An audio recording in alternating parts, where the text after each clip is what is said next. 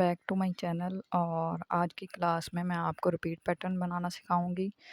और सबसे पहले हम लेंगे कैनवस न्यू और उसमें हम विड्थ और हाइट्स को एडजस्ट करेंगे। फिर हम उसकी रेजोल्यूशन 200 कर लेंगे और आरजीबी कलर में। ओके, देन हम अपना पेज क्रिएट कर लेंगे। जब पेज क्रिएट हो जाएगा उसके बाद हम सबसे पहली चीज़ लेंगे अपना स्केल। इसके स्केल की मेजरमेंट बराबर रखनी है, मतलब हमने सेंटर पॉइंट निकालना है, इसलिए हम इसका स्केल ले लेंगे, रूलर ले लेंगे, वहाँ से हम हॉरिजॉन्टल भी सेंटर में प्लेस करेंगे और वर्टिकल भी। इसके बाद हम लेंगे रेक्टेंगल टूल और उसमें कर देंगे फिक्स साइज़ करेंगे। और आप साइज़ देख लें, अगर आपको बड़ा लगता है तो 2x2 हाइट कर लें और कहीं भी क्लिक करेंगे तो वो इक्वल साइज़ का बॉक्स बन जाएगा। और देन इसमें कलर हम फिल करेंगे। तो कलर फिल करने के लिए अगर फ्रंट वाला कलर फिल करना है तो कंट्रोल बैक स्पेस, वरना आल्ट बैक स्पेस, और कलर फिल हो जाएगा।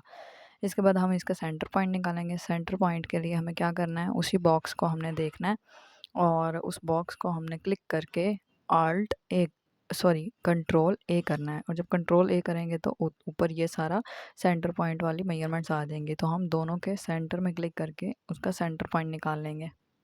इस तरह इस रेक्टेंगल का सेंटर पॉइंट निकल आएगा। जब ये रेक्टेंगल का सेंटर पॉइंट निकल आएगा, मैं इसी तरह ज़्यादा सारे रेक्टेंगल बना के आपको दिखाती हूँ। अगर उन सब रेक्टेंगल को आपने उन सब स्क्वायर्स को आपने अगर इक्वल साइज़ में इक्वल डिस्टेंस पे रखना है तो वो कैसे करते हैं, इन सबको कॉपी पेस्ट करके सबको और फिर सबको सेलेक्ट करके आल्ट ए दबाना है। आल्ट ए जब करेंगे इसी 3 डॉट पे ऊपर जाएंगे और सबसे लास्ट वाला है वो क्लिक करेंगे। इससे आपका क्या होगा, जो डिस्टेंस है, फासला है, वो इक्वल हो जाएगा। जब ये इक्वल हो जाएगा तो हमें क्या करना है, इसको इक्वल लाइन में लेके आना। तो लाइन में लेके आने के लिए ये इसी रो में, जो सेकंड रो में सेकंड वाला है, उसको क्लिक करेंगे तो सब इक्वल डिस्टेंस पे आ जाएंगे। गैप भी सबका इक्वल हो जाएगा और सब लाइन में भी इक्वल लाइन में आ जाएंगे। इस तरह से आप फूलों को एक ही लाइन में लेके आ सकते हैं। जो हमें फूल चाहिए एक लाइन में हो, एक ही डिस्टेंस पे हो और इक्वल लाइन में हो, तो हम उसको इस तरह से करेंगे। अब हम क्या करेंगे, अब हम एक अपना मोटिफ लेंगे या फ्लावर लेंगे जो हमें अपने रिपीट पैटर्न के लिए चाहिए। सबसे पहले हम उसको लेके न्यू लेयर पे लेके जाएंगे। न्यू लेयर पे आके उसको क्रॉप करके देखेंगे उसका रेजोल्यूशन या उसके ब्लर डिज़ाइन तो नहीं है। अगर ब्लर है तो उसका हम कंट्रोल आल्ट आई दबाएंगे और फिर रेजोल्यूशन देखेंगे। अगर 72 या उससे कम है तो हम 300 करके ओके कर देंगे रेजोल्यूशन। उसकी रेजोल्यूशन काफ़ी अच्छी हो जाएगी इस चीज़ से, अगर आपका मोटिव थोड़ा ब्लर या कोई ख़राब है तो। फिर हम इसकी लोडिंग हो गए पे देखते हैं इसका क्या, इसकी रेजोल्यूशन हम देखें एक तरह से अच्छी ही है। इससे डिज़ाइन और मोटिव सारे अच्छे बन जाएंगे। पर अगर आपको लगे कि अभी भी रेजोल्यूशन या ब्लर थोड़ा सा है तो हम इसको क्या करेंगे, सबसे पहले हम इसको ब्लर या इसके और रेजोल्यूशन ठीक करने के लिए हम सबसे पहले जाएंगे फ़िल्टर पे, फिर हम ब्लर पे जाएंगे और ब्लर से हम करेंगे सरफेस ब्लर। इससे ये होगा, इसकी जो सरफेस होगी और ज़्यादा स्मूथ हो जाएगी और अच्छी हो जाएगी, जिससे वो थोड़ा सा बेहतर हो जाएगा डिज़ाइन। ये चीज़ देखें, इसकी सरफेस थोड़ा सा बेहतर हो जाएगी। अभी ओके करें और आप देखेंगे लोडिंग होंगे, फिर सरफेस थोड़ी बेहतर हो जाएगी। अगर आपको लगे कि अभी सरफेस बेहतर होगी या और अभी भी थोड़ा बहुत कमी है करने में, तो फिर हम दोबारा फ़िल्टर में जाएंगे। इधर से हम पिक्सेलेट में जाएंगे और फेसेट कर देंगे। फेसेट से ये होगा कि उसकी स्मूथनेस और ज़्यादा अच्छी हो जाएगी और डिज़ाइन और ज़्यादा अच्छी लुक में हो जाएगा। ओके, ये सब चीज़ें हो गई। अब हम कंट्रोल माइनस करेंगे और इस डिज़ाइन का बैकग्राउंड तो मैंने पहले से ही रिमूव लिया था, तो इसलिए बैकग्राउंड की तो फ़िक्र नहीं है इसकी। अगर बैकग्राउंड हो तो वो मैंने लास्ट में बताया है कि रिमूव कैसे करते हैं, इसलिए वीडियो को लास्ट तक देखें ताकि बैकग्राउंड भी रिमूव करना आप सीख जाएं। इस तरह आप भी, मैं इसको इस साइड दूसरे अपने वो स्क्वायर जो हमने 10x10 का बनाया था उस पर लेके आई हूँ और ज़्यादा बड़ा है, इसलिए हम कंट्रोल माइनस करके उसको साइज़ करेंगे और कंट्रोल टी करेंगे ताकि उसका साइज़ एडजस्ट कर लें। इस तरह जब आप साइज़ बड़ा छोटा करेंगे, आप साइड पे देख रहे हैं उसके साइज़ की मेजरमेंट आ रही है, विड्थ और हाइट, वो जिस हिसाब से जितना आप रखना चाहते हैं साइज़ का, वो आप एडजस्ट करके ओके कर दें। अभी फिर ट्रांसफॉर्म की लोडिंग होगी। लोडिंग होने के बाद आप देखेंगे कि आपका जो आप जिस साइज़ में आपको मोटिव चाहिए वो आ जाएगा। अब इसको हम क्या करेंगे, सेंट्रलाइज़ करेंगे इस मोटिव को। तो इसको सेंट्रलाइज़ करने के लिए सबसे पहले हम कंट्रोल ए दबाएँगे, इस लेयर पे क्लिक करके, लेयर 1 पे। इस पे क्लिक करके कंट्रोल ए क्लिक करना है। कंट्रोल ए क्लिक करके उसके बाद ये 3 लाइन्स पे आके कैनवास पे अगर सेलेक्ट है तो कैनवास पे सेलेक्ट करना है, अगर सेलेक्ट, और इसके सेंटर में क्लिक करेंगे तो ये सेंट्रलाइज़ हो जाएगा। अब आप देख रहे हैं ये सेंट्रलाइज़ हो गया। नेक्स्ट हम क्या करेंगे, कंट्रोल जे करेंगे। अभी करीब करके देख लेते हैं कि सही लग रहा है, बिल्कुल सेंट्रलाइज़ है। ये देखें यहाँ से भी सेंट्रलाइज़ है, तो ये ओके है। अब हम देखेंगे इसको कंट्रोल टी करके सेंट्रलाइज़ है कि नहीं। ये देखें साइड्स पे सारे कॉर्नर्स पे आ रहे हैं, इसलिए सही है। और अभी सेंट्रलाइज़ होने के बाद हम इस लेयर 1 को कंट्रोल जे क्लिक करके कॉपी कर लेंगे। क्लिक किया और कंट्रोल जे कर दिया।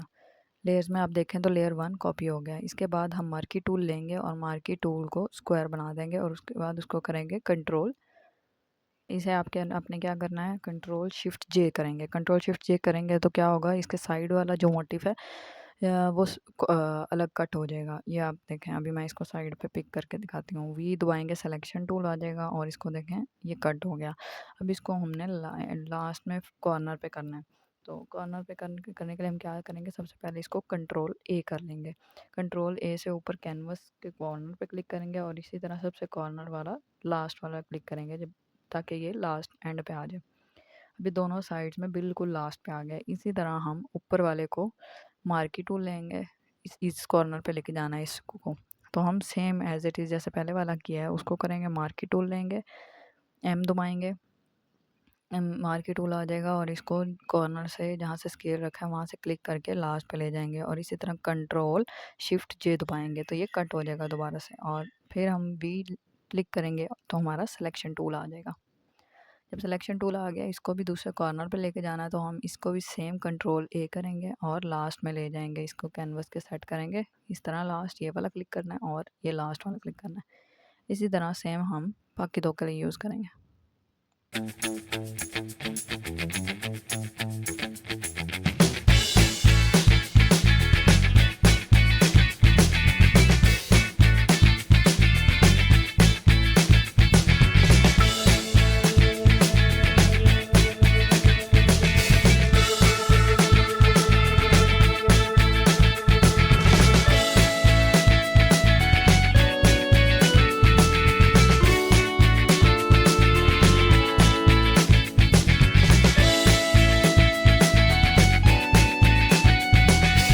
अच्छा, अब जैसे कि आप देख रहे हैं कि लास्ट वाला भी मैंने क्लिक कर दिया। अब जो हमने लेयर बंद की थी वो हम लेयर ओपन कर देंगे। अब ये चारों आ गए कॉर्नर पे, चारों एक दूसरे के कॉर्नर पे हैं। जब ये हम पैटर्न बनाएंगे तो आपस में मिलके एक बन जाएगा। और इस तरह अब जब हमने लेयर क्लोज की थी लेयर 1 वो ओपन कर देंगे, अनहाइड कर देंगे। ओके, अब हम इसको पैटर्न कैसे कर सकते हैं। पैटर्न करने के लिए हम सबसे पहले ई दबाएंगे, फिर D D, E D D इसकी शॉर्ट की है। और अगर वैसे आपने करना है तो एडिट में जाएं, डी, फिर डिफाइन पैटर्न में जाके ओके करना है। अब हमने इस पैटर्न को देखना है कि हमारा सही बना है या नहीं। तो हम न्यू लेयर लेंगे, फाइल में जाके पिक्सल्स है तो इंचज़ में करेंगे और 40x45 हमारा शर्ट का साइज़ है तो हम शर्ट का साइज़ कर लेंगे और 200 रेजोल्यूशन ओके करेंगे। अब इधर हमने अपना पैटर्न प्लेस करके चेक करना है। तो सबसे पहले हम इधर लास्ट लेयर वाली साइड में सबसे लास्ट जाएंगे और इधर 3rd नंबर पे जाएगा पैटर्न, वो हमने क्लिक करना है।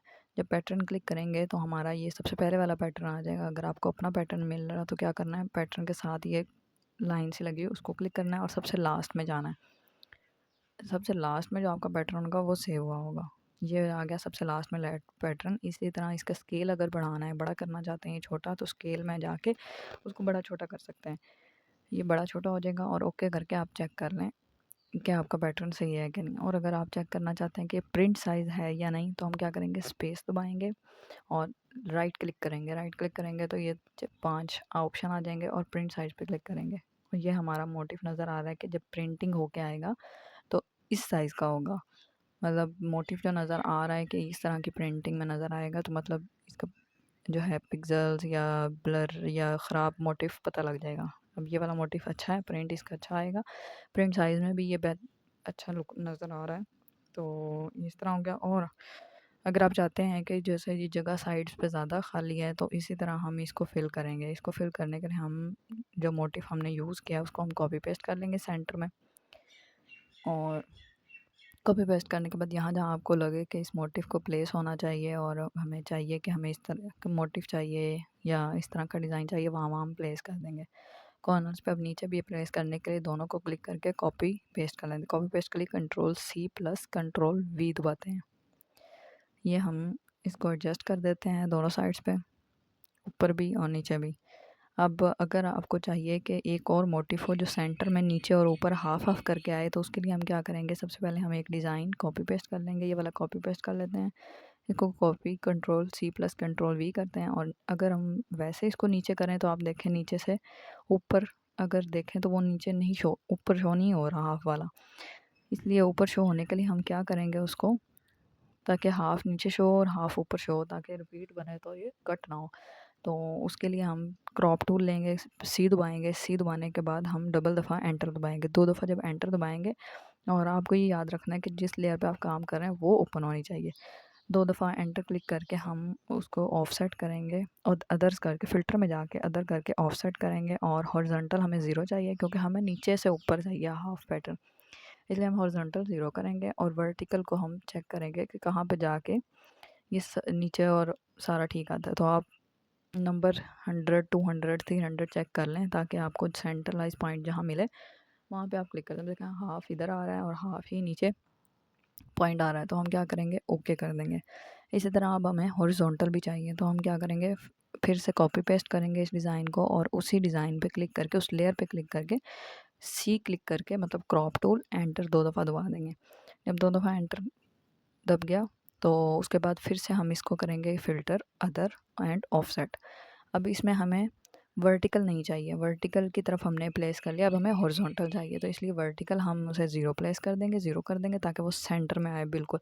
और हॉरिजॉन्टल का हम चेक कर लेते हैं, 2000 करके सेंटर में आए, 1000 करके देखते हैं तो हाफ इधर हॉरिजॉन्टल हाफ आता है, हाफ ही दूसरी साइड पे आता है। इसी तरह हम 950 करके देखते हैं तो थोड़ा सा प्लेसमेंट ख़राब होती है। तो 1000 बेस्ट है। ये आपको अगर देखें तो आपको बिल्कुल बैलेंस पैटर्न लग रहा है। अब इसको हम क्या करेंगे, अब हम अगर देखें तो हमारे लिए बैलेंस से पैटर्न, अगर कहीं और एडजस्टमेंट या कोई मोटिव आपको लगता है हम करें चेंज, तो वो आप कर सकते हैं। इसके बाद हम क्या करेंगे, लेयर बैकग्राउंड लेयर जो है वो करेंगे और उसको हाइड कर देंगे। सॉरी, जब हाइड करेंगे तो ये हाइड क्यों किया है, ताकि हम बैकग्राउंड का कलर चेंज कर सकें। अगर बैकग्राउंड का कलर आपने नहीं चेंज करना तो फिर आप अनहाइड नहीं कर सकते। इसी तरह हम नीचे लेयर्स पे जाएंगे, ऑफसेट जाएंगे और लेयर को पिक कर देंगे जैसे हमने पहला किया था, और स्केल उसका चेंज कर देंगे। ये देखें। और अब आपको अगर चाहिए कि आपने बैकग्राउंड भी चेंज करना है तो आप प्लस पे लेयर ऐड करेंगे और इसमें कलर फिल करेंगे। कलर फिल होता है कंट्रोल बैक स्पेस से। ओके, अगर आप चाहते हैं कि आपका जो बैकग्राउंड कलर है वो आप चेंज करें या चेंज करके देखना चाहते हैं, तो आप क्या करेंगे कि हम सबसे पहले लेयर्स में जाएंगे और नीचे जो फोर्थ नंबर पे उस पर क्लिक करके सॉलिड कलर करेंगे। सॉलिड कलर के बाद आ जाएंगे सारे कलर, आप कलर्स चेंज कर करके देख लें। जहाँ आपको लगता है कि ये वाला कलर सबसे ज़्यादा बेस्ट है या अच्छा लगेगा, वो आपने प्लेस करके वो आप इसे मूव करके और ओके कर दें। जब आपको लगे कि ये वाला कलर बेस्ट है तो उसे ओके कर दें।